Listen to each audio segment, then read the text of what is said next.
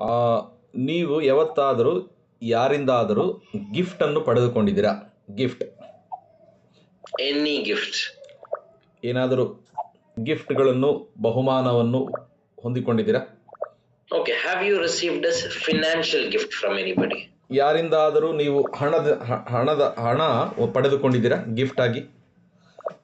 S. So what happens when you receive a gift? Are you happy? ನಿಮಗೆ ಹಣ ಪಡೆದುಕೊಂಡಿದ್ಮೇಲೆ ಏನಾಗ್ತದೆ? ನಿಮಗೆ ಸಂತೋಷ ಆಗ್ತದೆ?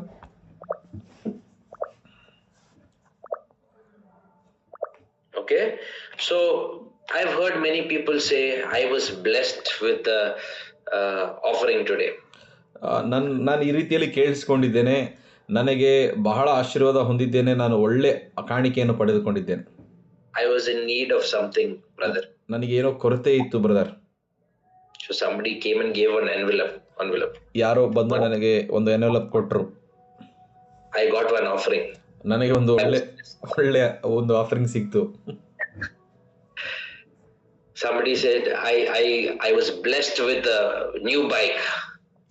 ಈ ರೀತಿಯಲ್ಲಿ ಕೆಲವರು ಹೇಳ್ತಾರೆ ನನಗೆ ಒಳ್ಳೆ ವಾಹನ ಸಿಕ್ಕಿದೆ, 2 ವೀಲರ್ ಬೈಕ್ ಸಿಕ್ಕಿದೆ ಗಿಫ್ಟ್ ಆಗಿ.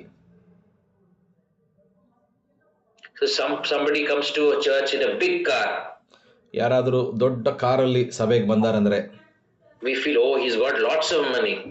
ನಾವು ಅನ್ಕೊಳ್ತೇವೆ ಅವ್ರ ಹತ್ರ ಬಹಳ ಹಣ ಇದೆ. See, he's such a blessed person. ನಾವು ಹೇಳ್ತೇವೆ ಈಗ ಏನ್ ಆಶೀರ್ವಾದದ ವ್ಯಕ್ತಿ ಈತ. Sometimes some big preachers come. ಕೆಲವು ಸಾರಿ ದೊಡ್ಡ ಪ್ರಸಂಗಿಗಳು ಬರ್ತಾರೆ, big cars, ದೊಡ್ಡ ಕಾರುಗಳಲ್ಲಿ. He is a blessed preacher. ಆಶೀರ್ವಾದ ಹೊಂದಿದ ವ್ಯಕ್ತಿ ಪ್ರಸಂಗಿ ಈತ. So what does the Bible say? ಸತ್ಯವೇದ ನಮಗೆ ಏನು ಹೇಳ್ತದೆ ಇದರ ಕುರಿತು? So let me share my screen. Just give me a minute.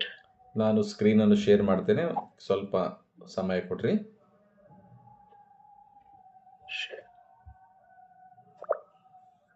Is it visible on the screen? Yeah.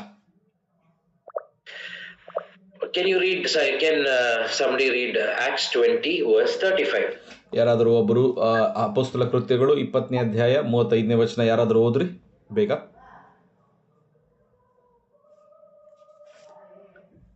ಎಲ್ಲಾ ವಿಷಯಗಳಲ್ಲಿ ನಾನು ನಿಮಗೆ ಮಾದರಿ ತೋರಿಸಿದ್ದೇನೆ, ಹಾಗೆಯೇ ದುಡಿದು ಬಲವಿಲ್ಲದವರಿಗೆ ಉಪಕಾರ ಮಾಡಬೇಕು ಮತ್ತು ತೆಗೆದುಕೊಳ್ಳುವುದಕ್ಕಿಂತ ಕೊಡುವುದೇ ಹೆಚ್ಚಿನ ಭಾಗ್ಯವೆಂಬುದಾಗಿ ಕರ್ತನಾದ ಯೇಸು ತಾನೇ ಹೇಳಿದ ಮಾತುಗಳನ್ನು ನೆನಪಿನಲ್ಲಿಟ್ಟುಕೊಂಡಿರಬೇಕು ಅಂದನು. So what does the Bible say? ಸತ್ಯವೇದ ಏನ್ ಹೇಳ್ತದೆ ಹೇಳ್ರಿ ಇಲ್ಲಿ? It is more blessed to give or is it blessed to receive? ಹೊಂದಿಕೊಳ್ಳೋದು ಆಶೀರ್ವಾದನ, ತೆಗೆದುಕೊಳ್ಳೋದು ಆಶೀರ್ವಾದನ? What's written in your Bible? ಕೊಡೋದು ಆಶೀರ್ವಾದನ, ಹೊಂದಿಕೊಳ್ಳೋದು ಆಶೀರ್ವಾದನ? ಏನ್ ಹೇಳ್ತೈತೆ ಹರ್ಷ ನಿಮ್ ಬೈಬಲ್ ಅಲ್ಲಿ? ಕೊಡುವುದೇ ಹೆಚ್ಚಿನ ಭಾಗ್ಯ, ಕೊಡುವುದೇ ಆಶೀರ್ವಾದ. I thought when we receive something we are happy, we are blessed. ನಾನು ಅನ್ಕೊಂಡೆ ನಾವು ಹೊಂದಿಕೊಂಡಾಗ ಬಹಳ ಸಂತೋಷ, ಆಶೀರ್ವಾದ ಹೊಂದಿದ್ದೇನೆ ಅಂತ ಅನ್ಕೊಳ್ತಿದ್ದೆ. Everything is ulta now. ಈಗ ಎಲ್ಲವೂ ಅದು ಸ್ವಲ್ಪ reverse. And who said this? ಇದು ಯಾರು ಹೇಳ್ತಾ ಇದ್ದಾರೆ ಇದನ್ನು? God. Remember the words of the Lord Jesus that he himself said. ಅರ್ಥ ಮಾಡಿಕೊಳ್ಳ್ರಿ, ಇಲ್ಲಿ ದೇವರೇ ಆ ಒಂದು ವಚನವನ್ನು ಹೇಳ್ತಾ ಇದ್ದಾನೆ. It is blessed to give than to receive. ಸತ್ಯವೇದ ನಮಗೆ ಇಲ್ಲಿ ಏನು ಹೇಳ್ತೈತೆ ಅಂದ್ರೆ ಹೊಂದಿಕೊಳ್ಳುವುದಕ್ಕಿಂತ ಕೊಡುವುದು ಆಶೀರ್ವಾದವಾಗಿದೆ. So what should be your attitude while giving? ನಿಮ್ಮ ಒಂದು ಮನೋಭಾವನೆ ಹೇಗಿರಬೇಕು ಕೊಡುವಾಗ? First of all, do we give to God? ನಾವು ಮೊದಲನೇದಾಗಿ ಅರ್ಥ ಮಾಡಿಕೊಳ್ಳಬೇಕು, ದೇವರಿಗೆ ಕೊಡ್ತಾ ಇದ್ದೇವೆ ನಾವು? Do we give tithes and offerings? ನಾವು ದಶಮ ಭಾಗಗಳು ಕಾಣಿಕೆಗಳನ್ನು ಕೊಡ್ತಾ ಇದ್ದೇವಾ? So when we are faithful, we give tithes and offerings. ನಾವು ನಂಬಿಗಸ್ತರಾದಾಗ ಕಾಣಿಕೆಗಳನ್ನು ಮತ್ತು ದಶಮ ಭಾಗಗಳನ್ನು ಕೊಡ್ತೇವೆ. But the Bible talks about giving, which is more than that. ಮತ್ತು ಸತ್ಯವೇದ ನಮಗೆ ಕೊಡೋದ ಬಗ್ಗೆ ಮಾತನಾಡುತ್ತದೆ, ಅದಕ್ಕಿಂತ ಹೆಚ್ಚಾಗಿ. See, beyond tithes and offerings is our giving. ಮತ್ತು ದಶಮ ಭಾಗ ಕಾಣಿಕೆಗಳಿಗಿಂತ ಸತ್ಯವೇದ ಕೊಡುವುದ ಬಗ್ಗೆ ಮಾತನಾಡುತ್ತದೆ. We should understand from the Bible. ಬೈಬಲಿಂದ ನಾವು ಅದನ್ನು ಅರ್ಥ ಮಾಡಿಕೊಳ್ಳಬೇಕು. Okay. What does the Bible tell? How are we supposed to give? ಸತ್ಯವೇದ ನಮಗೆ ಏನು ಹೇಳ್ತೈತೆ, ಹೇಗೆ ನಾವು ಕೊಡಬೇಕು. So what we are going to learn about giving today is ಇವತ್ತು ನಾವು ಕೊಡೋದ ಬಗ್ಗೆ ಏನನ್ನು ಕಲಿಯಕ್ಕಿದ್ದೇವೆ ಅಂದ್ರೆ generously. ಸಮೃದ್ಧಿಯಾಗಿ ಕೊಡಬೇಕು.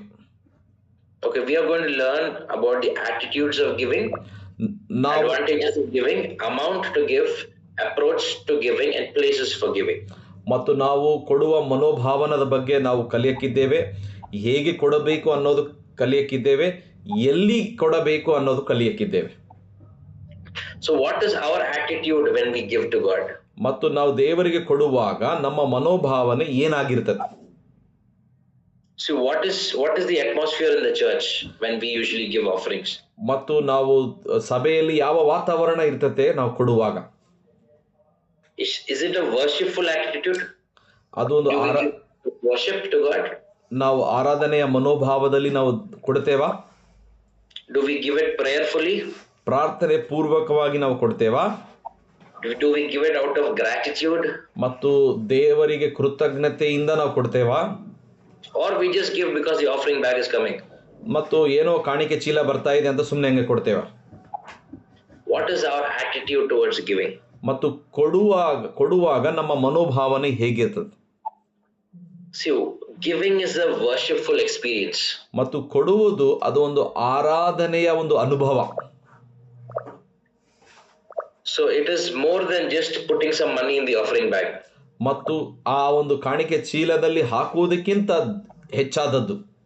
So it is out of reverence that we give to God. ಮತ್ತು ದೇವರಿಗೆ ನಾವು ಗೌರವದಿಂದ ನಾವು ಕೊಡುವುದು ಅದಾಗಿದೆ.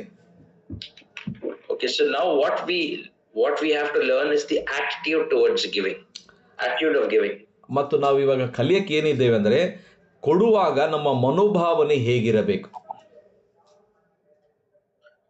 See, do we give out of love or out of compulsion? ಮತ್ತು ನಾವು ಪ್ರೀತಿಯಿಂದ ಕೊಡ್ತಾ ಇದ್ದೇವಾ ಅಥವಾ ಕೊಡಲೇಬೇಕನ್ನೋ ಮನೋಭಾವದಿಂದ ಕೊಡ್ತಾ ಇದ್ದೇವಾ? Is it just an obligation or a duty? Because pastor says you have to give 10%, I have to give 10%. ಮತ್ತು ಆ ರೀತಿಯಲ್ಲಿ ಡ್ಯೂಟಿ ರೀತಿಯಲ್ಲಿ ನಾವು ಕೊಡ್ತಾ ಇದ್ದೇವಾ? ಸಭಾಪಾಲಕರು ಹೇಳ್ತಾ ಇದ್ದಾರಂತ ಕೊಡ್ತಾ ಇದ್ದೇವಾ? ಯಾವ ರೀತಿಯಲ್ಲಿ ನಾವು ಕೊಡ್ತಾ ಇದ್ದೇವೆ? Some people give tithe exactly, so exact that it is they don't even round off because they want to be correct. ಕೆಲವರು ಕರೆಕ್ಟ್ ಆಗಿ ಕೊಡ್ತಾರೆ, ಇಷ್ಟೇ ಕರೆಕ್ಟ್ ಆಗಿ ಎಕ್ಸಾಕ್ಟ್ 10% ಕ್ಯಾಲ್ಕುಲೇಟರ್ ಯೂಸ್ ಮಾಡು, ಕರೆಕ್ಟ್ ಆಗಿ ಕ್ಯಾಲ್ಕುಲೇಟರ್ ಯೂಸ್ ಮಾಡಿದ್ರೆ ಕರೆಕ್ಟ್ ಆಗಿ ಕೊಡ್ತಾರೆ ಹಂಗೆ. Is it out of duty that we have to give to God? Is it out of obligation? Is it our duty? ಕೊಡ್ಲೇಬೇಕಂತ ಇದೆಯಲ್ಲ ಅದಕ್ಕೆ ಕೊಡ್ತಾ ಇದೀವಾ? ನಾವು ಕೊಡ್ಲೇಬೇಕನ್ನೋದು ಅದು ಒಂದು ಉದ್ಯೋಗದ ರೀತಿಯಲ್ಲಿ ಡ್ಯೂಟಿ ರೀತಿಯಲ್ಲಿ ನಾವು ದೇವರಿಗೆ ಕೊಡ್ತಾ ಇದ್ದೇವಾ? Where is our heart when we give to God?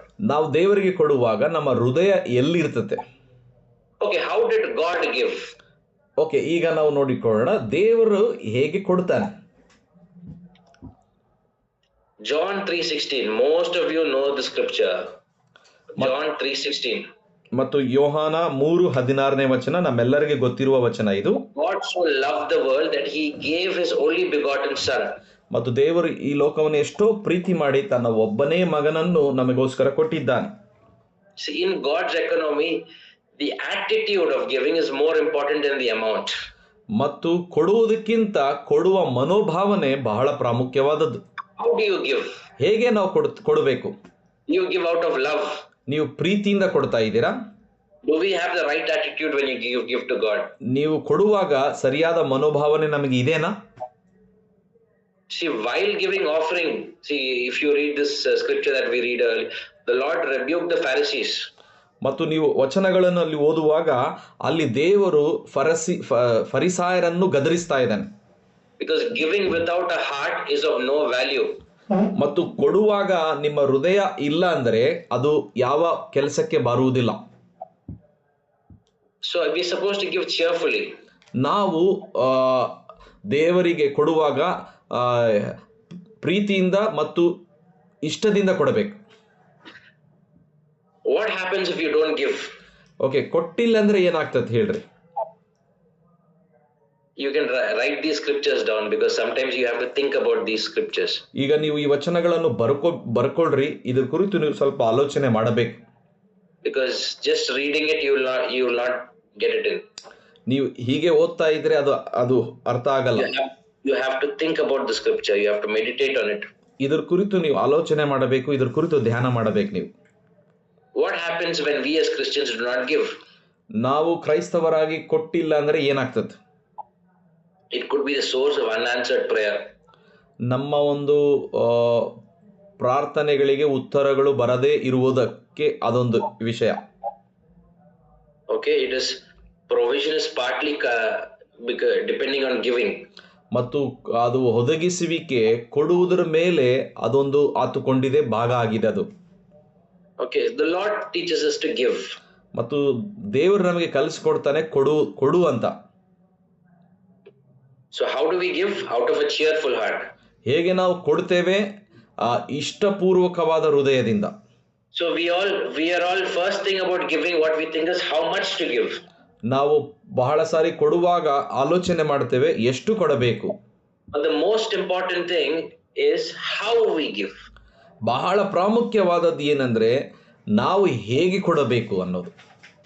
So like many people, it's like they do business with God. ಬಹಳ ಜನ ಈ ರೀತಿಯಲ್ಲಿ ಮಾಡ್ತಾರೆ, ದೇವರೊಂದಿಗೆ ಒಂದು ವ್ಯವಹಾರ ರೀತಿಯಲ್ಲಿ ಮಾಡ್ತಾರೆ. Many people they are only transactional. They want to do business with God. They feel if I give this, what will I get? ಮತ್ತು ಕೆಲವರು ಬಹಳ ಜನ ಈ ರೀತಿಯಲ್ಲಿ ಮಾಡ್ತಾರೆ, ನಾನು ಒಂದು ವೇಳೆ ಕೊಟ್ರೆ ನನಗೇನು ಬರ್ತದೆ, ನನಗೇನು ಲಾಭ ಅಂತ.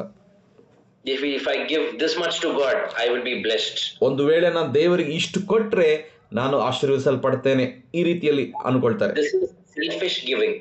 ಇದು ಏನು ಅಂದ್ರೆ ಸ್ವಾರ್ಥದ ಕೊಡುವಿಕೆ. So the biblical giving is nothing to do with what you will get back. ಮತ್ತು ಸತ್ಯವೇದ ನಮಗೆ ಎಲ್ಲಿ ಕೂಡ ಹೇಳುವುದಿಲ್ಲ ನೀವು ಕೊಟ್ಟಾಗ ಏನ್ ಬರ್ತತೆ ಅದು ಹೇಳಲ್ಲ. ಅದು ಯೋಚನೆ ಮಾಡಿ we should not give. ಅದನ್ನು ಯೋಚನೆ ಮಾಡಿ ನೀವು ಕೊಡಬೇಕು ಅಂತ ನಾವು ಬೈಬಲ್ ಅಲ್ಲಿ ಬರೆಯಲ್ಪಟ್ಟಿಲ್ಲ. Love and giving goes together. ಆ ಪ್ರೀತಿ ಕೊಡೋದು ಜೊತೆಯಲ್ಲಿ ಹೋಗ್ತದೆ. If I say I love God, ಒಂದು ವೇಳೆ ನಾವು ಈ ರೀತಿಯಲ್ಲಿ ಹೇಳಿದ್ರೆ ನಾವು ದೇವರನ್ನ ಪ್ರೀತಿಸ್ತೇವೆ. Everything that I have belongs to you, God. ದೇವರೇ ನನಗೆ ಇದ್ದಿದ್ದೆಲ್ಲ ಅದು ನಿಂದೆ. Then if I don't give, ಒಂದು ವೇಳೆ ನಾನು ಕೊಟ್ಟಿಲ್ಲ, finances, then there's some problem. ಅಲ್ಲಿ ಏನೋ ಒಂದು ಸಮಸ್ಯೆ ಇದೆ. Anybody here have children? ಯಾರಿಗಾದರೂ ಮಕ್ಕಳಿದ್ದಾರಾ? So if you give gifts to your children, how do you give gifts to your children? Do you give because you think, okay, once they grow, they will take care of me? ನಿಮ್ಮ ಮಕ್ಕಳಿಗೆ ಬಹುಮಾನಗಳು ಕೊಡುವಾಗ ಈಗ ನಾನು ಕೊಟ್ರೆ ಅವರು ನನಗೆ ಮುದುಕರಾದ್ಮೇಲೆ ನನಗೆ ನೋಡ್ಕೊಳ್ತಾರೆ, ಆ ಒಂದು ಆಲೋಚನೆಯಿಂದ ಕೊಡ್ತೀರಾ? Why do you give to your children? ಯಾಕೆ ನೀವು ಕೊಡ್ತೀರಿ ನಿಮ್ಮ ಮಕ್ಕಳಿಗೆ? Is it because you're expecting something in return? ಅವರಿಂದ ನೀವು ಹಿಂತಿರುಗಿ ಏನಾದರೂ ಅಪೇಕ್ಷೆ ಪಟ್ಟು ಕೊಡ್ತಾ ಇದ್ದೀರಾ? Is it not simple? Because we love our children, we give. So ಈ ರೀತಿಯಲ್ಲಿ ನಾವು ಕೊಡಲ್ಲ, ನಾವು ಮಕ್ಕಳನ್ನು ಪ್ರೀತಿಸ್ತೇವೆ, ಅದಕ್ಕೆ ನಾವು ಕೊಡ್ತೇವೆ. Sometimes we complicate things of God too much. ನಾವು ದೇವರಿಗೆ ಬಹಳವಾಗಿ ಕಾಂಪ್ಲಿಕೇಟ್ ಮಾಡಿಬಿಡ್ತೇವೆ, ಬಹಳವಾಗಿ. The word of God is not complicated. ದೇವರ ವಾಕ್ಯ ಅದು ಯಾವತ್ತೂ ಕೂಡ ಕಾಂಪ್ಲಿಕೇಟ್ ಎಲ್ಲ ಪ್ರಿಯರೇ, ಕಷ್ಟಕರವಾದದ್ದಲ್ಲ. Love and giving goes together. ಪ್ರೀತಿ ಕೊಡೋದು ಅದು ಜೊತೆಯಲ್ಲಿ ಹೋಗ್ತದೆ. For God so loved, so he gave. ದೇವರು ಈ ಲೋಕವನ್ನು ಎಷ್ಟೋ ಪ್ರೀತಿ ಮಾಡ್ದ, ಆತನು ಕೊಟ್ಟ. If you love, you give. ನೀವು ಪ್ರೀತಿಸ್ತೀರಂದ್ರೆ ಕೊಡ್ತೀರಿ. If you don't love, you don't give. ನೀವು ಪ್ರೀತಿ ಮಾಡಿಲ್ಲ ಅಂದ್ರೆ ಕೊಡುವುದಿಲ್ಲ, ಬಹಳ ಸರಳವಾಗಿ. You cannot give without love. ನೀವು ಪ್ರೀತಿ ಇಲ್ಲ ಅಂದ್ರೆ ನೀವು ಕೊಡಕ್ಕಾಗಲ್ಲ. But if you love somebody, you automatically give. ಒಂದು ವೇಳೆ ನೀವು ಪ್ರೀತಿ ಮಾಡ್ತಾ ಇದ್ರೆ ನೀವು automatically ಕೊಟ್ಬಿಡ್ತೀರಿ. How many of you say I love God? ಎಷ್ಟು ಜನ ಹೇಳ್ತೀರಿ ನಾನು ದೇವರನ್ನ ಪ್ರೀತಿಸ್ತೇನೆ? Amen. Amen. So if you love God, it is natural for a born again believer to give. ಮತ್ತು ಒಂದು ವಿಶ್ವಾಸಿಗೆ ದೇವರನ್ನು ಪ್ರೀತಿಸ್ತೇನೆ ಅಂದರೆ ಅದು ಒಂದು ಸ್ವಾಭಾವಿಕವಾಗಿ ಸಾಧಾರಣವಾಗಿ ಒಬ್ಬ ವಿಶ್ವಾಸಿಗೆ ಇರಬೇಕಾದಂಥ ಒಂದು ಗುಣ. Many people have this argument, is tithing right or tithing is wrong? ಬಹಳ ಜನಗೆ ತಪ್ಪಾದಂಥ ಒಂದು ಆಲೋಚನೆ ಇದೆ, ದಶಮ ಭಾಗಗಳು ಕೊಡಬೇಕಾ ಅಥವಾ ಕೊಡಬಾರದಾ. Some people even have this question, should I give out of my gross income or net income? ಇನ್ನು ಕೆಲವರಿಗೆ ಈ ರೀತಿಯಲ್ಲಿ ಇದೆ, ನನಗೆ ಬರುವಂಥ ಆದಾಯದಿಂದ ಕೊಡಬೇಕಾ ಅಥವಾ ನನಗೆ ಬರುವಂಥ ಲಾಭದಿಂದ ಕೊಡಬೇಕಾ. So if you love God, you don't have these questions at all. ಒಂದು ವೇಳೆ ನೀವು ದೇವರನ್ನ ಪ್ರೀತಿಸ್ತಾ ಇದ್ರೆ ಈ ರೀತಿಯಾದ ಮೂರ್ಖತನವಾದ ಒಂದು ಪ್ರಶ್ನೆಗಳು ನೀವು ಹಾಕಲ್ಲ. Because if you love God, it is natural for you to give. ಒಂದು ವೇಳೆ ನೀವು ದೇವರನ್ನ ಪ್ರೀತಿಸ್ತಾ ಇದ್ರೆ ಅದು ಒಂದು ಸ್ವಾಭಾವಿಕವಾಗಿ ನಿಮಗೆ ಒಳಗಿಂದ ಬರ್ತೈತದು. So giving out of love. ಕೊಡುವುದು, Giving out of love. How do we give? ಕೊಡುವುದು ಅದು ಪ್ರೀತಿಯಿಂದ ಕೂಡಿರ್ತದೆ. ಕೊಡುವುದು ಅದು ಪ್ರೀತಿಯಿಂದ ಕೂಡಿರ್ತದೆ. Number 2, we give with the right attitude. ಎರಡನೇದಾಗಿ ನಾವು ಒಳ್ಳೆ ಮನೋಭಾವದಿಂದ ಕೊಡಬೇಕು. See, the Lord rebuked the Pharisees. ಮತ್ತು ಇಲ್ಲಿ ನಾವು ನೋಡ್ತೇವೆ ಫರಿಸಾಯರನ್ನು ದೇವರು ಅಲ್ಲಿ ಗದರಿಸ್ತಾನೆ. Because he said, you rejected justice, mercy and faithfulness. ನೀವು ನ್ಯಾಯ ಪ್ರಮಾಣವನ್ನು ಮತ್ತು ನೀತಿಯನ್ನು ನೀವು ತಿರಸ್ಕಾರ ಮಾಡಿದ್ದೀರಿ ಅಂತ. What happens if you are trying to be perfect and giving just because you want to be perfect? ನೀವು ಒಂದು ವೇಳೆ ಪರ್ಫೆಕ್ಟ್ ಆಗಿ ಇರಕ್ಕೆ, ಪರಿಪೂರ್ಣರಾಗಿ ಇರಕ್ಕೆ ಕೊಡಬೇಕಂತ ಇದ್ರೆ ಏನಾಗ್ತದೆ? That is of no value. ಅದು ಯಾವ ಒಂದು ಮೌಲ್ಯತೆ ಇಲ್ಲ. See, we understand the example of the widow giving the 2 mites. ಮತ್ತು ಇಲ್ಲಿ ನಾವು ಅರ್ಥ ಆಗ್ಬೇಕಾಗಿರೋದು ಏನಂದ್ರೆ, ಅಲ್ಲಿ ಒಂದು ವಿಧವೆ ಇರ್ತಾಳೆ, 2 ನಾಣ್ಯವನ್ನು ಹಾಕ್ತಾಳೆ. And then there are rich men giving out of their abundance. ಎಲ್ಲಿ ನಾವು ನೋಡ್ತೇವೆ ಇನ್ನೊಬ್ಬ ಐಶ್ವರ್ಯವಂತನಿರ್ತಾನೆ, ಆತನಿಗೆ ಸಮೃದ್ಧಿಯಾಗಿ ಕೊಡ್ತಾನೆ. So more than what we are giving, God looks at how we are giving. ಹೆಚ್ಚಾಗಿ ದೇವರು ಏನ್ ನೋಡ್ತಾನೆ ಅಂದ್ರೆ, ನಾವು ಏನ್ ಕೊಡ್ತಾ ಇದ್ದೇವೆ ಅದು ನೋಡಲ್ಲ, ಹೇಗೆ ಕೊಡ್ತಾ ಇದ್ದೇವೆ ಅದನ್ನು ನೋಡ್ತಾನೆ ದೇವರು. Jesus said the lady who gave 2 mites gave more than everybody else. ಮತ್ತು ಆ ಯೇಸು ಕ್ರಿಸ್ತನು 2 ನಾಣ್ಯಗಳನ್ನು ಕೊಟ್ಟ ಆ ಸ್ತ್ರೀಯನ್ನು ನೋಡ್ತಾ ಇದ್ದ, ಎಲ್ಲರಿಗಿಂತ ಈಕಿನೇ ಹೆಚ್ಚಾಗಿ ಕೊಟ್ಟಿದ್ದಾಳೆ ಅಂತ ಹೇಳ್ತಾನೆ. So number 3, do not give out of compulsion. ಮತ್ತು ಮೂರನೇದಾಗಿ ನೀವು ಕಂಪಲ್ಸರಿ ಕೊಡಲೇಬೇಕು ಅನ್ನೋ ಮನೋಭಾವದಿಂದ ಕೊಡಬಾರ್ದು. Don't give out of compulsion. Don't give grudgingly. ನೀವೇನೋ ಒಂದು ಕಂಪಲ್ಸರಿ ನಾನು ಕೊಡಬೇಕು ಆ ರೀತಿಯಲ್ಲಿ ಕೊಡಬಾರದು ಪ್ರಿಯರೇ. See, we should not give out of emotions. ನಾವು ಭಾವೋದ್ರೇಕಗಳಿಂದ ಕೂಡ ಕೊಡಬಾರದು. We should give prayerfully. ನಾವು ಪ್ರಾರ್ಥನೆ ಪೂರ್ವಕವಾಗಿ ಕೊಡಬೇಕು. If you don't enjoy giving, ನೀವು ಒಂದು ವೇಳೆ ಕೊಡುವಾಗ ಪ್ರೀತಿ ಮಾಡಿಲ್ಲ, ಪ್ರೀತಿಯಿಂದ ನೀವು ಕೊಟ್ಟಿಲ್ಲ ಅಂದ್ರೆ ಕೊಡಕ್ ಹೋಗ್ಬೇಡ್ರಿ. Do you actually feel God needs your money? ನಿಮಗೆ ಯಾವಾಗಾದ್ರೂ ಅನಿಸ್ತತಾ ದೇವರಿಗೆ ನಿಮ್ಮ ಹಣ ಬೇಕು ಅಂತ? Are you with me? ನೀವಿದ್ದೀರಾ? ದೇವರು ನಮಗೆ ಕೊಟ್ಟಾರ?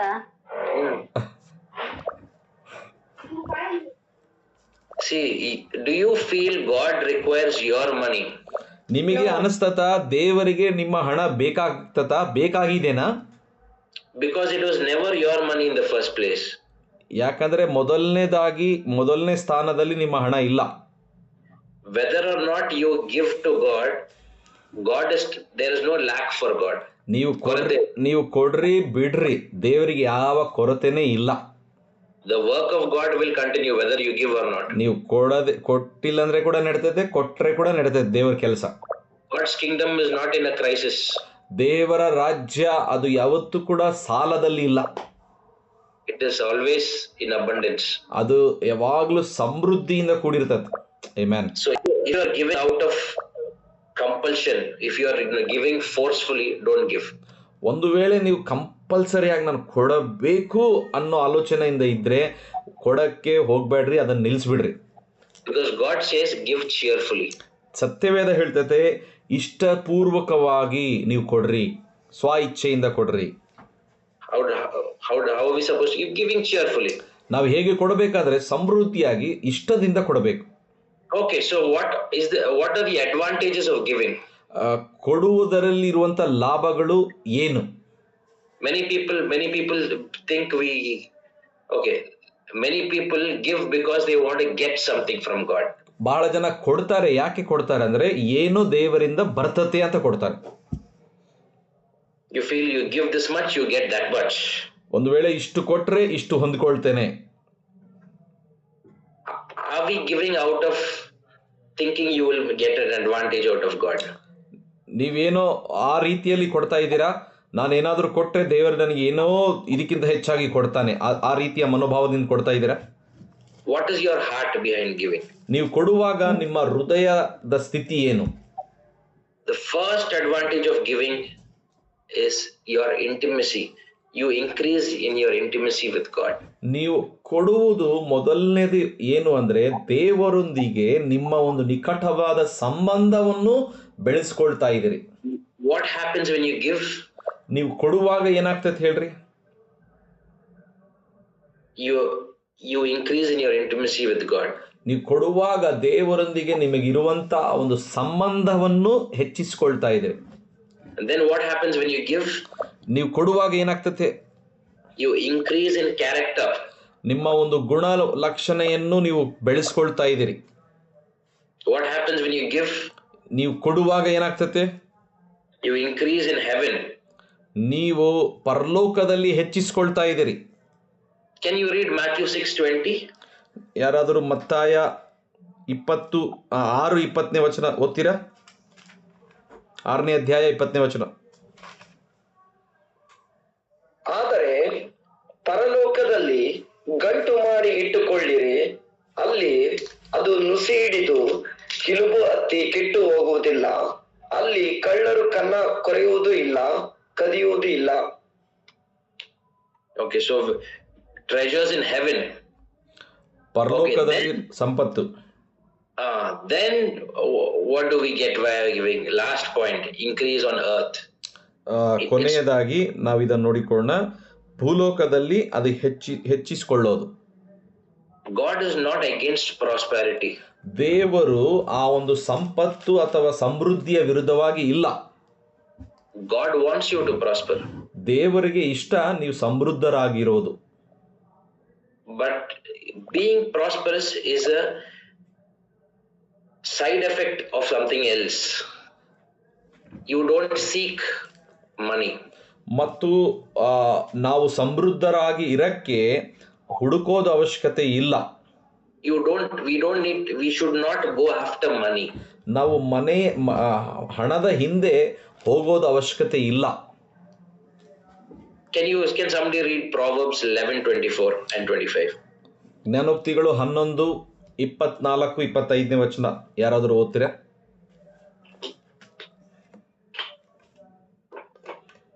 ಒಬ್ಬನು ತನ್ನ ಧನವನ್ನು ಚೆಲ್ಲಿದರೂ ಅವನಿಗೆ ವೃದ್ಧಿ, ಮತ್ತೊಬ್ಬನು ನ್ಯಾಯವಾದದ್ದನ್ನು ಬಿಗಿಡಿದರೂ ಅವನಿಗೆ ಬಡತನ. ಉದಾರಿಯು ಪುಷ್ಟನಾಗುವನು, ನೀರು ಹಾಯಿಸುವವನಿಗೆ ನೀರು ಸಿಕ್ಕುವುದು. Okay, so what is the advantage of giving? ಕೊಡುವುದರಲ್ಲಿರುವಂತ ಲಾಭಗಳು ಏನು? Have you written it down? ನೀವು ಅದನ್ನು ಓದಿದ್ದೀರಾ? Giving is not God's way of raising money. ಕೊಡುವುದು ಅದು ದೇವರ ಒಂದು ಹಣವನ್ನು ಎಬ್ಬಿಸುವ ವಿಧಾನ ಅಲ್ಲ. It's God's way of raising people into the likeness of His Son. ಅದು ದೇವರ ವಿಧಾನ ಏನಂದ್ರೆ ಜನರನ್ನು ಎಬ್ಬಿಸುವುದು ಕ್ರಿಸ್ತನ ಹಾಗೆ ಇರುವುದಕ್ಕೆ. God gave. ದೇವರು ಕೊಟ್ಟ. So we should also give. ಮತ್ತು ನಾವು ಕೂಡ ಕೊಡಬೇಕು. God so loved, so He gave. ದೇವರು ಈ ಲೋಕವನ್ನು ಎಷ್ಟೋ ಪ್ರೀತಿ ಮಾಡ್ದ, ದೇವರು ಕೊಟ್ಟ. So we love, so we give. ನಾವು ಪ್ರೀತಿಸ್ತೇವೆ, ಅದಕ್ಕೆ ಕೊಡ್ತೇವೆ. ಸೇಮ್ ಹೋಗಿ ಚಾರ್ಜರ್ ತಗೊಂಡು. And I think it's on mute. So we don't give because there is a need for God. ನಾವು ದೇವರಿಗೆ ಏನೋ ಕೊರತೆ ಇದೆ ಅಂತ ನಾವು ಕೊಡಬಾರದು ಪ್ರಿಯರೇ. We give out of love. ನಾವು ದೇವರ ಮೇಲೆ ಪ್ರೀತಿಯಿಂದ ಕೊಡಬೇಕು. So how much to give? ಎಷ್ಟು ಕೊಡಬೇಕು ನಾವು? This is a big debate everybody is talking about. ಈಗ ಇಲ್ಲಿ ಒಂದು ದೊಡ್ಡ ಒಂದು ಡಿಬೇಟ್ ಇದ್ರ ಕುರಿತು ಬಹಳ ಜನ ಮಾತಾಡ್ತಾ ಇದ್ದಾರೆ. See, Abraham gave 10% of tithe. ಅಬ್ರಹಾಮನು 10% ಟೈತ್ ಅನ್ನು ಕೊಟ್ಟ, ದಶಮ ಭಾಗವನ್ನು ಕೊಟ್ಟ. Okay, so is tithe, if you give tithe, you feel, is it over? Okay, that's my job is over. The Bible doesn't say so. ಮತ್ತು ಸತ್ಯವೇದ ನಮಗೆ ಇಲ್ಲಿ ಹೇಳಲ್ಲ ನಾವು ಟೈತ್ ಕೊಟ್ರೆ ಆಯ್ತು ಮುಗೀತು ಅಂತ ಹೇಳಲ್ಲ. The Bible says you should have a significant money kept aside for the poor. ನಿಮಗೆ ಸತ್ಯವೇದ ಹೇಳ್ತತೆ ಬಡ ಜನರಿಗಾಗಿ ಹಣವನ್ನು ತೆಗೆದಿಡ್ರಿ ಅಂತ. Bible talks about sacrificial giving. ಸತ್ಯವೇದ ಹೇಳ್ತತೆ ತ್ಯಾಗಪೂರ್ವಕವಾಗಿ ಕೊಡೋದು. It's not just one another bill that has to be paid. It is not a duty to be fulfilled. ಅದು ಏನೋ ಇನ್ನೊಂದು bill pay ಮಾಡಕ್ಕೆ ಅಲ್ಲ, ಡ್ಯೂಟಿ ಅಲ್ಲ ಅದು. Okay, so should we give to our local church? ನಾವು local ಸಭೆಗೆ ಅಂದ್ರೆ ಸ್ಥಳೀಯ ಸಭೆಗೆ ನಾವು ಕೊಡಬೇಕಾ? Should we give to our local church? ನಾವು ಕೊಡಬೇಕಾ? ನಮ್ಮ ಸ್ಥಳೀಯ ಸಭೆಗೆ ನಾವು ಹೋಗುವಂತ ಸಭೆಗೆ ಕೊಡಬೇಕಾ ನಾವು? Yes. The Bible says you should give to our local church. ಸತ್ಯವೇದ ನಮಗೆ ಕಲಿಸ್ತತೆ ನಾವು ಹೋಗುವಂತ ಸಭೆಗೆ ಕೊಡಬೇಕು. We should give to Christian workers. ನಾವು ಕ್ರೈಸ್ತಿಯ ಕೆಲಸಗಾರರಿಗೆ ಕೊಡಬೇಕು. Poor Christian workers whom we are talking about people in the ministry. ಮತ್ತು ಯಾರ ಕುರಿತು ಮಾತನಾಡ್ತಾ ಇದೆ ಅಂದ್ರೆ ಸೇವೆಯಲ್ಲಿರುವವರಿಗೆ ನಾವು ಕೊಡಬೇಕು. We should give to ministries, different ministries. ನಾವು ಅನೇಕ ಬೇರೆ ಬೇರೆ ರೀತಿಯ ಸೇವೆಗಳಿಗೆ ನಾವು ಕೊಡಬೇಕು. So Bible says priesthood receive specific amount. ಮತ್ತು ಸತ್ಯವೇದ ಹೇಳ್ತತೆ ಯಾಜಕರು ಒಂದು ವಿಶೇಷವಾದ ಒಂದು ಹಣವನ್ನು ಅವರು ಪಡೆದುಕೊಳ್ತಾರೆ. It's all in the Bible. ಅದೆಲ್ಲ ಬೈಬಲ್ ಅಲ್ಲಿ ಇದೆ. See, and then you should also give to your family. ಮತ್ತು ಈ ರೀತಿಯಲ್ಲಿ ಹೇಳ್ತತೆ ನಿಮ್ಮ ಕುಟುಂಬಕ್ಕೆ ಕೂಡ ನೀವು ಕೊಡಬೇಕು. Your family. ನಿಮ್ಮ ಕುಟುಂಬಕ್ಕೆ. Can somebody read 1 Timothy 5:8? ಯಾರಾದರೂ ಮೊದಲನೇ ತಿಮೋತಿ 5:8 ವಚನ ಓದ್ತೀರಾ?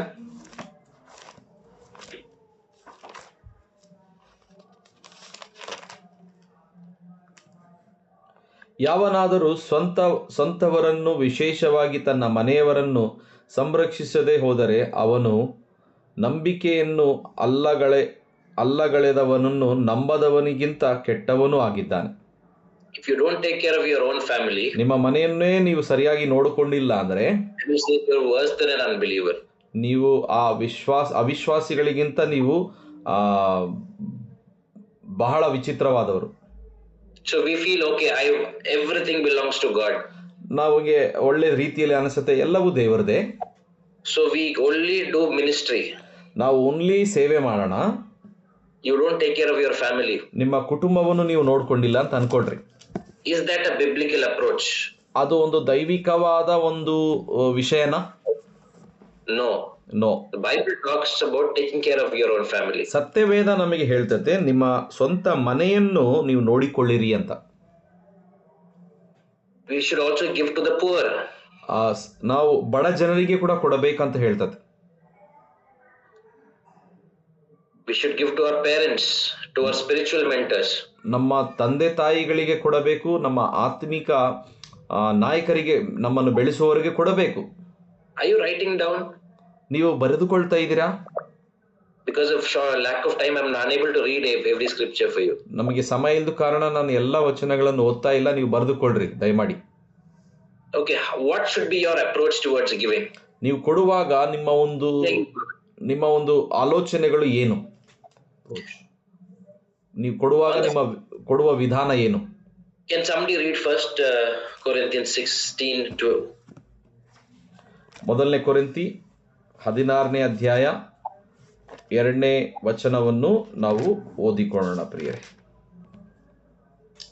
ನಾನು ಬಂದಾಗ ಹಣ ಕೂಡಿಸುವುದು ಇರದಂತೆ ದೇವರು ಅಭಿವೃದ್ಧಿಪಡಿಸಿದ ಪ್ರಕಾರ ವಾರದ ಮೊದಲನೆಯ ದಿನದಲ್ಲಿ ನಿಮ್ಮಲ್ಲಿ ಪ್ರತಿಯೊಬ್ಬನು ತನ್ನ ಹತ್ತಿರ ಕೂಡಿಸಿಟ್ಟುಕೊಳ್ಳಲಿ. ನೀವು ಧಾರಾಳವಾಗಿ third also I should read. Yeah, that's fine. Yeah. Giving should be periodic. ಮತ್ತು ಕೊಡುವುದು ಅದು ಹಂತ ಹಂತವಾಗಿ.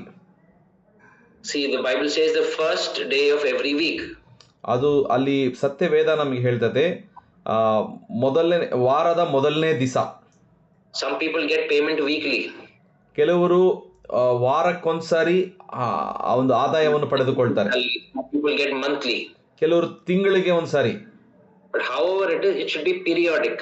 ಅದು ಹೇಗೆ ಅಂದ್ರೆ ಒಂದೊಂದು ಹಂತ ಹಂತವಾಗಿ ನಾವು ಕೊಡುವುದು. It's not that this I gave in the month of January. ನಾನು ಜನವರಿ ಮಂತ್ ಅಲ್ಲಿ ಕೊಟ್ಟೆ. February and 2-3 months I do not give tithes. ನಾನು ಫೆಬ್ರವರಿ ಅಥವಾ ಮಾರ್ಚ್ 2 ತಿಂಗಳು ನಾನು ಕೊಟ್ಟಿಲ್ಲ. And then after 4 months I give tithe. ನಾನು ಇನ್ನೊಂದು 4 ತಿಂಗಳು ಕೊಡ್ತೇನೆ. It's not. Giving should be periodic. ಕೊಡುವುದು ಅದು ಒಂದು ಹಂತ ಹಂತವಾಗಿ, ಅದು ಒಂದು ಭಾಗ ಆಗಿ ಕೊಡಬೇಕು. It's something personal. ಅದೊಂದು ವೈಯಕ್ತಿಕವಾದದ್ದು. And it is given out of money that you keep aside. ನೀವು ಏನು ತೆಗೆದಿಟ್ಟಿರ್ತೀರೋ, ಕೂಡಿಟ್ಟಿರ್ತೀರೋ ಅದನ್ನು ಕೊಡೋದು. So it should not be on a random day, okay, I have to give, and so how much shall I give? I don't have the money. It's something that you keep aside. You prayerfully keep aside.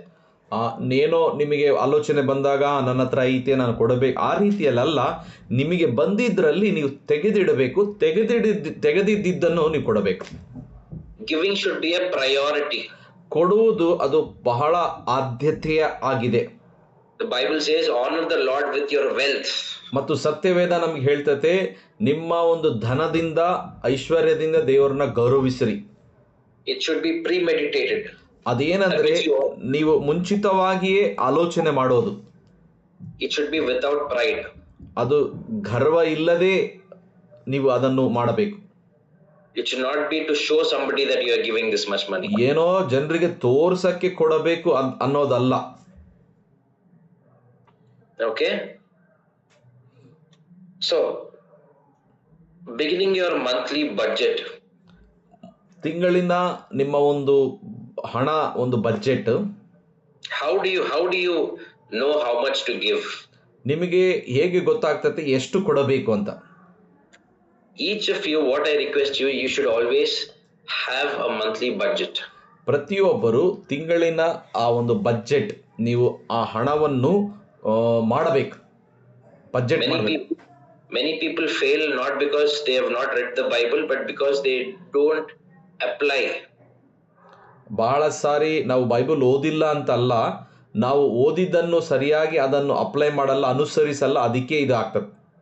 God gives us wisdom. ದೇವರು ನಮಗೆ ಜ್ಞಾನವನ್ನು ಕೊಟ್ಟಿದ್ದಾನೆ. We know we are supposed to give tithes. ನಮ್ಗೆ ಗೊತ್ತು ನಾವು ಕೊಡಲೇಬೇಕಂತ. But we don't know how much you have earned. ನಮಗೆ ಗೊತ್ತಿಲ್ಲ ನಾವು ಎಷ್ಟು ದುಡಿದಿದ್ದೇವೆ ಅಂತ. So we should always have a budget. How many of you have a budget for your family? ಎಷ್ಟು ಜನ ನಿಮ್ಮ ಕುಟುಂಬದ ಬಗ್ಗೆ ನೀವು ಬಜೆಟ್ ಹಾಕೊಳ್ತೀರಿ? Budget. Okay, I see few hands going up. So having a monthly budget is a very important thing that you have to do each month. ನೀವು ಆ ಒಂದು ತಿಂಗಳಿಗೆ ಬಜೆಟ್ ಹಾಕೊಳ್ಳೋದು ಬಹಳ ಒಳ್ಳೆಯದು. ಅದು ನೀವು ಹಾಕೊಳ್ಳೋದು ತುಂಬಾ ಒಳ್ಳೆಯದು. The first thing that if you are handling somebody else's property, the first thing is accountability. ನೀವು ಬೇರೆಯವ್ರದ್ದು ಒಂದು ಹಣವನ್ನು ಅಥವಾ ಪ್ರಾಪರ್ಟಿಯನ್ನು ನೀವು ನೋಡಿಕೊಳ್ತಾ ಇದ್ದೀರಿ ಅಂದ್ರೆ ನೀವು ಬಹಳ ಒಳ್ಳೇದು ಏನಂದ್ರೆ ಲೆಕ್ಕಾಚಾರ ಇಡಬೇಕು ನೀವು. See, Rajesh is a very good manager. ನನ್ನ ಒಂದು ರಾಜೇಶ್ ಇದಾರಲ್ಲ, ಅವ್ರು ಒಳ್ಳೆ ನೋಡಿಕೊಳ್ಳೋರು. So the moment I go to the shop in the evening, ನಾನು ಸಾಯಂಕಾಲ ಸಂಜೆ ಸಮಯದಲ್ಲಿ ನಾನು ಶಾಪ್ಗೆ ಹೋದಾಗ what will I first ask him? ನಾನು ಆತಗೆ ಏನು ಕೇಳ್ತೀನಿ ಅಂದ್ರೆ, ಸೇಲ್ ಎಷ್ಟಾಯ್ತು ಇವತ್ತು ಎಷ್ಟಾಯ್ತು. So he gives me an account. ಅವ್ರು ನನಗೆ ಒಂದು ಲೆಕ್ಕವನ್ನು ಕೊಡ್ತಾರೆ. If you don't have an account of how much you have spent last month on food, on travel, on entertainment, that means you feel that it is your money. ಮತ್ತು ನಿಮಗೆ ಒಂದು ವೇಳೆ ಹೋದ ತಿಂಗಳು ನೀವು ಎಷ್ಟು ದುಡಿದಿದ್ದೀರೋ, ಎಷ್ಟು ಖರ್ಚು ಮಾಡಿದ್ದೀರೋ, ಎಷ್ಟು ನೀವು ಎಲ್ಲೆಲ್ಲಿ ಹೋಯ್ತೋ ನಿಮಗೆ ಗೊತ್ತಿಲ್ಲ ಅಂದರೆ ನೀವೇನು ಅನ್ಕೊಳ್ತಾ ಇದ್ದೀರಿ ಅಂದರೆ ನಿಮಗೆ ಇದ್ದಿದ್ದ ಹಣ ಅದು ನಿಮ್ಮದು ಅಂತ ಅನ್ಕೊಳ್ತಿದ್ರಿ. Today we have understood that everything belongs to God. Your money also belongs to God. ನೀವು ಇವತ್ತು ನಮಗೆ ಅರ್ಥ ಆಯ್ತು ಅದೇನೆಂದರೆ ಎಲ್ಲವೂ ಅದು ದೇವರದು, ನಮಗಿರುವಂಥ ಹಣ ಕೂಡ ಅದು ದೇವರದೇ. Certain things that I might be sharing may not be exciting. ನಾನು ನಿಮಗೆ ಕೆಲವು ಸಂಗತಿಗಳನ್ನು ಹಂಚುವುದು ಅದು ನಿಮಗೆ ಉತ್ಸಾಹ ತರದೇ ಇರುವುದು. But doing these things only gives you a breakthrough. ಈ ಒಂದು ವಿಷಯಗಳು ನೀವು ಮಾಡಿದಾಗ ಮಾತ್ರ ನಿಮಗೆ ಬಿಡುಗಡೆಗಳು ಕೊಡ್ತಾನೆ ದೇವರು. God has already given us wisdom. ದೇವರು ನಮಗೆ ಆಗಲೇ ಜ್ಞಾನವನ್ನು ಕೊಟ್ಟಿದ್ದಾನೆ. Sometimes we might be spending too much on something that is not necessary at all. ಕೆಲವು ಸಾರಿ ನಮಗೆ ಬಹಳ ಬೇಕಾಗಿಲ್ಲದ ವಿಷಯ ಇರ್ತವೆ, ಅಲ್ಲಿ ನಾವು ಹೆಚ್ಚು ಖರ್ಚು ಮಾಡಿರ್ತೇವೆ. And we don't even know we are spending on certain things. ನಮಗೆ ಗೊತ್ತೇ ಇರಲ್ಲ ಆ ಒಂದು ಸಂಗತಿಗಳು ನಾವು ಮಾಡಿದ್ದು. So please prepare a monthly budget. ತಿಂಗಳಿನ ಒಂದು ಬಜೆಟ್ ಅನ್ನು ನೀವು ಸಿದ್ಧ ಮಾಡಿಕೊಡ್ರಿ. How do you do that? ಹೇಗೆ ನೀವು ಅದನ್ನು ಮಾಡೋದು? It's by recording each expense and income that you get every day. ನಿಮಗೆ ಬರುವುದನ್ನು ನೀವು ಅದನ್ನು ಬರೆದುಕೊಳ್ಳೋದು ಬಹಳ ಪ್ರಾಮುಖ್ಯ. Okay, so I encourage each of you to do that. ನೀವೆಲ್ಲರೂ ಇದನ್ನು ಮಾಡಬೇಕಂತ ನಾನು ಪ್ರೋತ್ಸಾಹ ಮಾಡ್ತೇನೆ.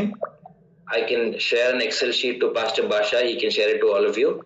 ನಾನು ನಿಮಗೆ ಪಾಸ್ಟರ್ ಭಾಷಾ ಅವರಿಗೆ ಅದನ್ನು ಕಳಿಸ್ತೇನೆ, ನಿಮಗೆ ಅವರು ಅದನ್ನು ಕಳಿಸ್ತಾರೆ. Please make it a habit to write down your expenses. ನಿಮಗೆ ಬರುವಂತ ಆದಾಯದಿಂದ ನಿಮಗೆ ಎಷ್ಟು ಬರ್ತಾ ಇದೆ ಅದೆಲ್ಲ ಬರೆದುಕೊಳ್ಳ್ರಿ. Let us learn to be faithful stewards, faithful people. ಮತ್ತು ಚೆನ್ನಾಗಿ ನೋಡಿಕೊಳ್ಳುವ ಒಂದು ನಂಬಿಗಸ್ತರಾಗಿ ಇರುವುದಕ್ಕಾಗಿ ಕಲಿಯೋಣ.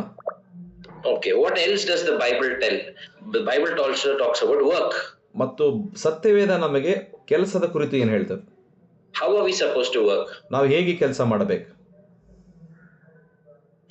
Can you read this scriptures in Kannada? Somebody? ಕನ್ನಡದಲ್ಲಿ ಈ ಒಂದು ವಚನವನ್ನು ನಾವು ಓದಿಕೊಳ್ಳೋಣ. ಕೊಲೊಸ್ಸೆ ಬರೆದ ಪತ್ರಿಕೆ 3ನೇ. ನೀವು ಯಾವ ಕೆಲಸವನ್ನು ಮಾಡಿದರೂ ಅದನ್ನು ಮನುಷ್ಯರಿಗೋಸ್ಕರವೆಂದು ಮಾಡದೆ ಕರ್ತನಿಗೋಸ್ಕರವೇ ಎಂದು ಮನಪೂರ್ವಕವಾಗಿ ಮಾಡಿರಿ. 24 ಕರ್ತನಿಂದ ಪರಲೋಕ ಬಾಧ್ಯತೆ ಎಂಬ ಪ್ರತಿಫಲವನ್ನು ಹೊಂದುತ್ತೇವೆಂದು ತಿಳಿದಿದ್ದಾರಲ್ಲ, ನೀವು ಕರ್ತನಾದ ಕ್ರಿಸ್ತನಿಗೆ ದಾಸರಾಗಿದ್ದೀರಿ. I used to think earlier, whenever we do work in the church, it is unto God. ನಾನು ಪ್ರಾರಂಭದ ದಿನಗಳಲ್ಲಿ ಅನ್ಕೊಳ್ತಾ ಇದ್ದೆ, ಸಭೆಯಲ್ಲಿ ಏನೇ ಕೆಲಸ ಮಾಡಲಿ ಅದು ದೇವರಿಗೋಸ್ಕರ ಮಾಡ್ತಾ ಇದ್ದೀವಿ. Whatever I do outside is unto men. ನಾನು ಏನು ಅನ್ಕೊಳ್ತಿದ್ದೆ ಅಂದ್ರೆ ಅದು ಹೊರಗಡೆ ಏನೇ ಮಾಡಲಿ ನಾನು ಅದು ಮನುಷ್ಯರಿಗೋಸ್ಕರ ಅಂತ. So in the church, whatever we do, we have to do wholeheartedly. ಸಭೆಯಲ್ಲಿ ನಾವು ಏನೇ ಮಾಡಲಿ ಅದು ಹೃದಯಪೂರ್ವಕವಾಗಿ ಮಾಡ್ತೀವಿ. What does the Bible say? ಸತ್ಯವೇದ ಏನು ಹೇಳ್ತಾ ಇದೆ? Bible says, whatever you do it, do your work heartily, for as unto the Lord. ನೀವು ಏನೇ ಕೆಲಸ ಮಾಡಲಿ ಅದು ದೇವರಿಗೋಸ್ಕರ ಪೂರ್ಣ ಹೃದಯದಿಂದ ನೀವು ಮಾಡ್ರಿ. See, we have a business. ನಮಗೆ ಒಂದು ಬಿಸ್ನೆಸ್ ಇದೆ. It is sad to tell you that I am happy with people, workers who are unbelievers. ನನ್ನ ಒಂದು ಜೊತೆಯಲ್ಲಿ ಇದ್ದವರು ಯಾರು ಅಂದ್ರೆ ಅದು ಅವಿಶ್ವಾಸಿಗಳು. ಇದು ಬಹಳ ದುಃಖ ಹೇಳೋದು. Sometimes I think twice before taking a believer.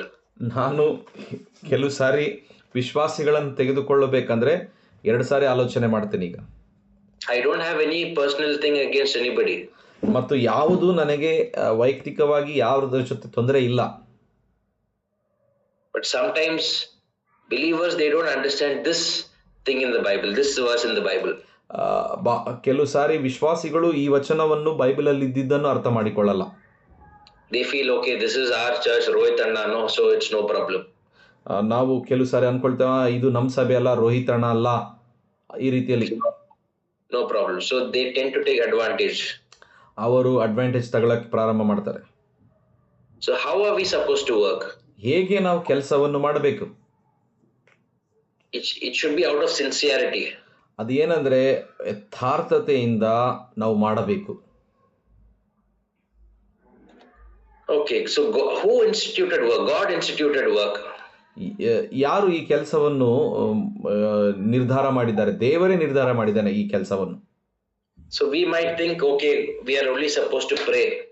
Praying is what we are supposed to do only. ನಾವೇನು ಅನ್ಕೊಂಡಿದ್ದೇವೆ ಅಂದರೆ ಬರೀ ಪ್ರಾರ್ಥನೆ ಮಾಡಿದ್ರೆ ಎಲ್ಲ ಆಯಿತು. Of course, prayer has its place. Work is also important. ಪ್ರಾರ್ಥನೆ ಕೂಡ ಬಹಳ ಪ್ರಾಮುಖ್ಯನೇ, ಕೆಲಸ ಕೂಡ ಬಹಳ ಪ್ರಾಮುಖ್ಯನೇ. Still, God told man to work.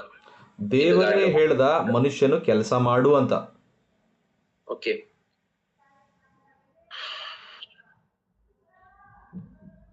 So God established work for our benefit.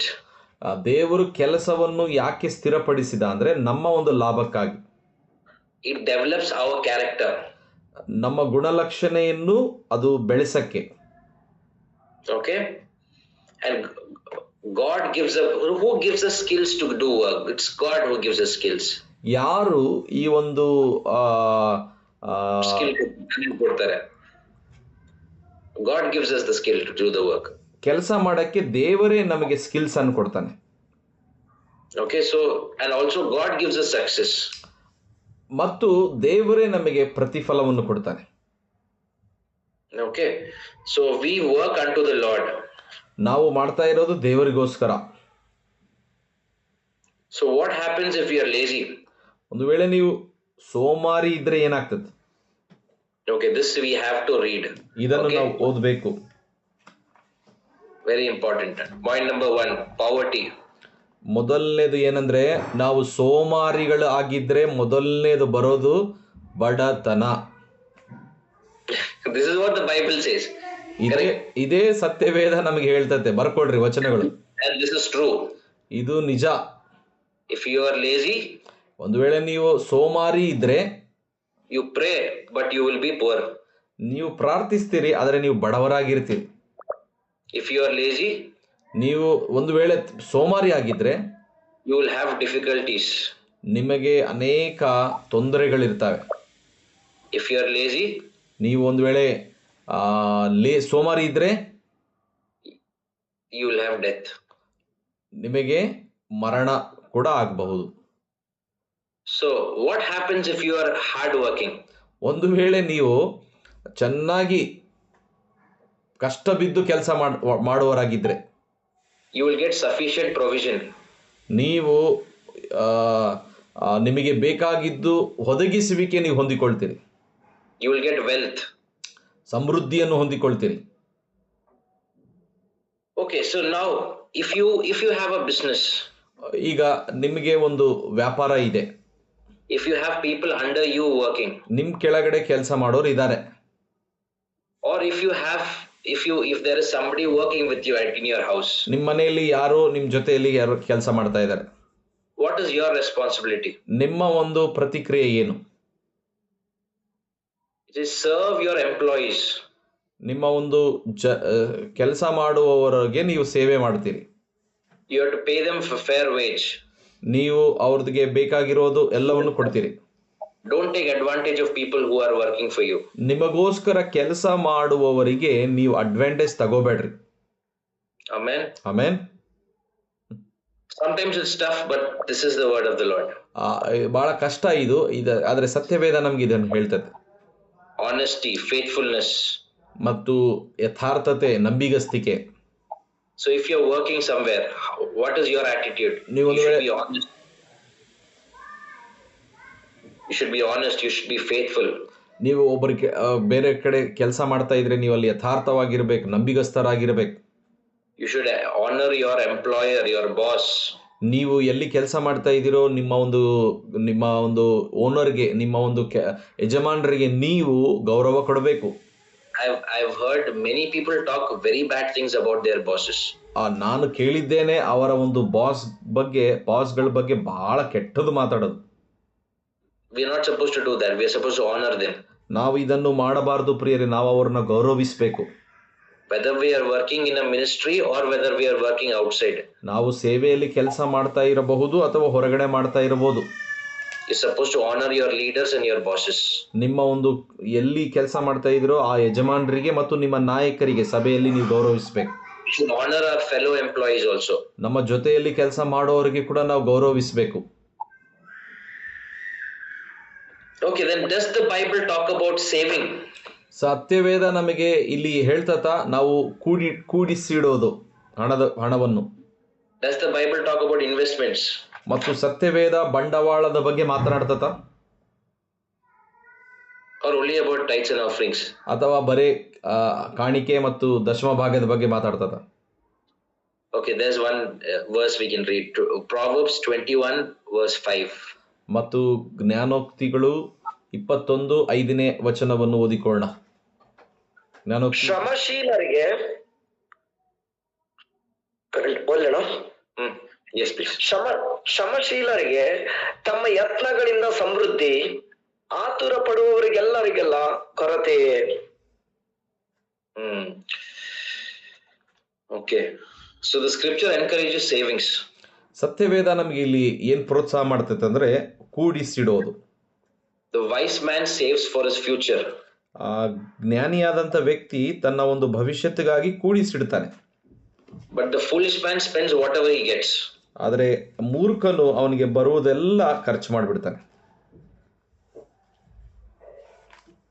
Are you writing down? ನೀವು ಬರೆದುಕೊಳ್ತಾ ಇದ್ದೀರಾ? ಜ್ಞಾನಿವಂತಿ ಆತನು ತನ್ನ ಭವಿಷ್ಯತ್ತಿಗಾಗಿ ಕೂಡಿಸಿಡ್ತಾನೆ, ಮೂರ್ಖನು ಬಂದಿದ್ದೆಲ್ಲ ಖರ್ಚು ಮಾಡ್ತಾನೆ. Okay. Are we going to make a budget from today onwards? ಇವತ್ತಿಂದ ನಾವು ಒಂದು ಬಜೆಟ್ ಅನ್ನು, ಒಂದು ಹಣವನ್ನು, ಆ ಒಂದು ಪ್ಲಾನ್ ಅನ್ನು ಮಾಡೋಣ, ಬರೆಯೋಣ.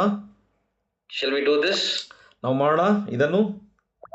Because we are supposed to be accountable to God. ನಾವು ದೇವರಿಗೆ ಲೆಕ್ಕ ಕೊಡಬೇಕು. If you are not giving to God, ನೀವು ಒಂದು ವೇಳೆ ದೇವರಿಗೆ ಕೊಡ್ತಾ ಇಲ್ಲ ಅಂದ್ರೆ don't save. ಮತ್ತು ನೀವು ಕೂಡಿಸಿಡಬೇಕು. First give. ಮೊದಲು ಕೊಡ್ರಿ, ಆಮೇಲೆ ಕೂಡಿಸಿಡ್ರಿ. Okay. Why should you save?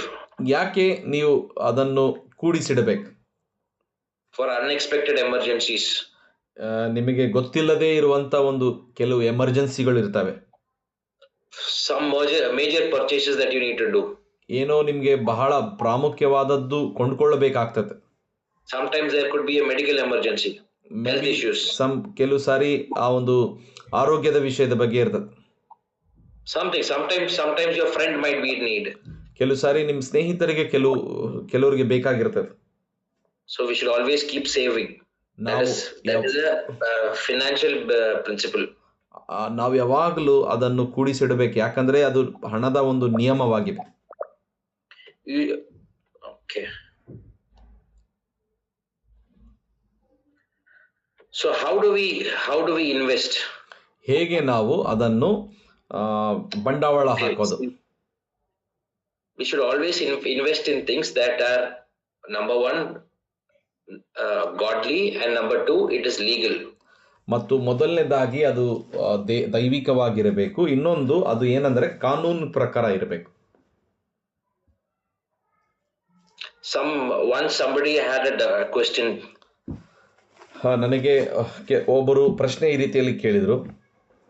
Is it okay to lend to people and make interest money? ನಾವು ಜನರಿಗೆ ಆ ಒಂದು ಬಡ್ಡಿಯನ್ನು ಕೊಡಬಹುದಾ, ಜನರಿಗೆ ಬಡ್ಡಿ ವ್ಯಾಪಾರ ಮಾಡಬಹುದಾ ಕೇಳಿದ್ರು. Anybody has an answer? ಯಾರಿಗಾದ್ರೂ ಉತ್ತರ ಇದೆನಾ? ಬಡ್ಡಿ ವ್ಯಾಪಾರ ಮಾಡಬಹುದಾ ವಿಶ್ವಾಸಿಗಳು? ಮಾಡಬಾರದು. No. Simple. So how are we supposed to invest? ನಾವು ಹೇಗೆ ಬಂಡವಾಳ ಹಾಕಬೇಕು? Only legal ways, because we are children of God. So whatever we do, it should not be illegal.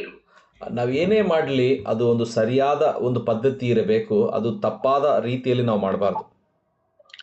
Whatever, even in money matters, we should do it in righteous way. ನಾವು ಏನೇ ಮಾಡಲಿ ಅದು ವಿಶೇಷವಾಗಿ ಹಣದ ವಿಷಯದಲ್ಲಾದರೂ ಕೂಡ ನಾವು ಒಂದು ನೀತಿಯಿಂದ ನಾವು ಮಾಡೋದು ಕಲಿಬೇಕು. We should work. ಕೆಲಸ ಮಾಡಬೇಕು. We're supposed to give. ನಾವು ಕೊಡಬೇಕು. We're supposed to give cheerfully.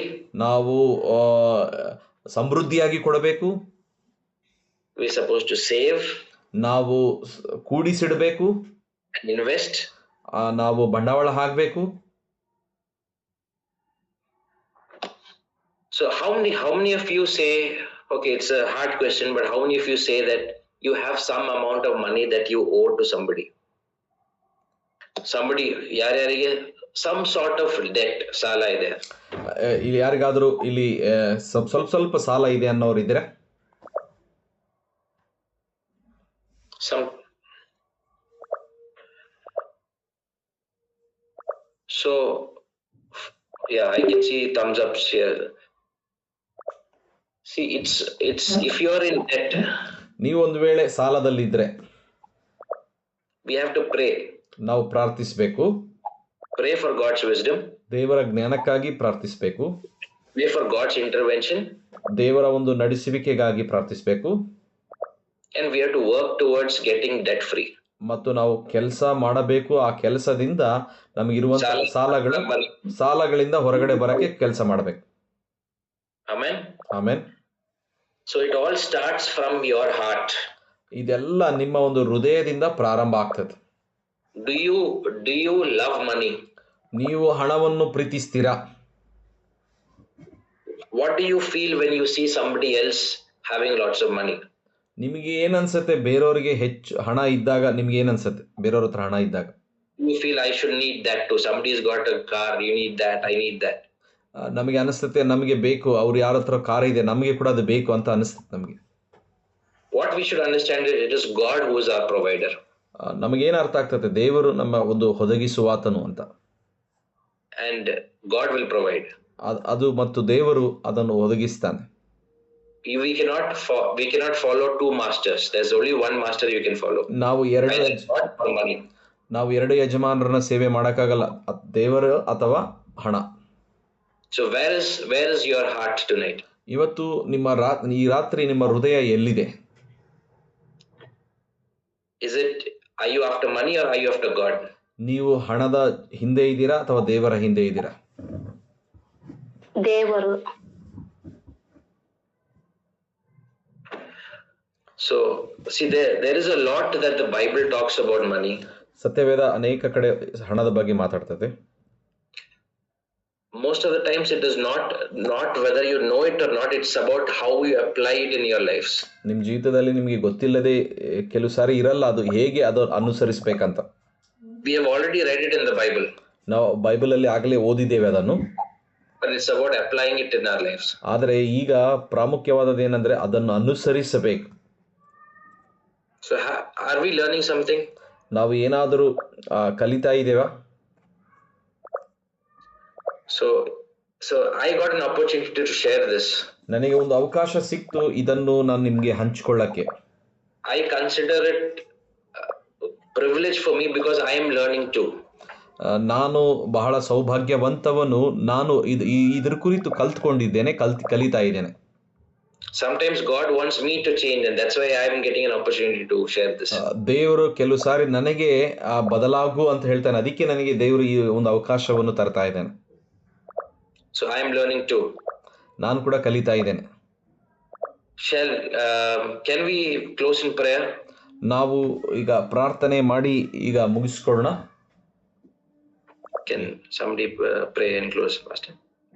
Yeah, you can pray for everybody, Rohit, please. Okay. Yeah. Father God, we thank you for this time, O God. ತಂದೆಯಾದ ದೇವರೇ, ಈ ಸಮಯಕ್ಕಾಗಿ ವಂದನೆ. Thank you, Lord, for your word. ನಿನ್ನ ಒಂದು ವಾಕ್ಯಕ್ಕಾಗಿ ವಂದನೆ. Thank you for each one of us who has listened to your word, O God. ನಿನ್ನ ಒಂದು ವಾಕ್ಯವನ್ನು ಕೇಳಿದ ಪ್ರತಿಯೊಬ್ಬರಿಗಾಗಿ ವಂದನೆ. Father, we pray that your word will change our hearts. ನಾನು ನಂಬ್ತೇನೆ ದೇವರೇ, ನಿನ್ನ ವಾಕ್ಯ ಬದಲಾವಣೆ ತರ್ತದೆ. Let it open our hearts, O Lord. Let us understand your word, God. ದೇವರೇ, ನಮ್ಮ ಹೃದಯವನ್ನು ತೆರೆ ಸ್ವಾಮಿ, ನಿನ್ನ ವಾಕ್ಯಗಳನ್ನು ಅರ್ಥ ಮಾಡಿಕೊಳ್ಳೆ. Father, we pray let this word transform us, O Lord. ತಂದೆ, ನಾವು ಪ್ರಾರ್ಥಿಸ್ತೇವೆ ಈ ವಾಕ್ಯ ನಮ್ಮ ಜೀವಿತವನ್ನು ಪರಿವರ್ತನೆ ತರಲಿ. Help us to be faithful to you, O God, in these money matters. ದೇವರೇ, ಈ ಹಣದ ವಿಷಯದಲ್ಲಿ ಜೊತೆ ನಾವು ಸರಿಯಾದ ಒಂದು ನಂಬಿಗಸ್ತರಾಗಿರೋದೇ ಸಹಾಯ ಮಾಡು. Lord, in this journey, help be with us, O God, Holy Spirit. ಈ ಒಂದು ಪ್ರಯಾಣದಲ್ಲಿ ಪವಿತ್ರಾತ್ಮನೇ ನೀವು ನಮ್ಮ ಸಂಗಡ ಇರ್ರಿ. May our hearts be the ground that yields 100-fold fruit. ಮತ್ತು ನಮ್ಮ ಒಂದು ಹೃದಯ, ನಮ್ಮ ಒಂದು ಒಂದು 100ಕ್ಕೆ 100 ಫಲ ನಾವು ತರುವಂತೆ ಸಹಾಯ ಮಾಡು. Father, as we are in our different phases of life, O God, ನಮ್ಮ ಜೀವನದಲ್ಲಿ ಬೇರೆ ಬೇರೆ ಒಂದು ವಿಷಯಗಳಲ್ಲಿದ್ದೇವೆ. help us to be faithful in finances. ದೇವರೇ, ನಮಗೆ ಹಣದ ವಿಷಯದ ಮೇಲೆ ನಮಗೆ ನಂಬಿಗಸ್ತಿಕೆಯನ್ನು ಕೊಡು ಸ್ವಾಮಿ. Father God, we pray, Lord, that let people see you in our dealings of finances. ದೇವರೇ, ಜನರು ನಮ್ಮ ಒಂದು ಹಣದ ವ್ಯವಹಾರದಲ್ಲಿ ನಿಮ್ಮನ್ನು ನೋಡಲಿ. We thank you. We pray especially for all those who are having debts.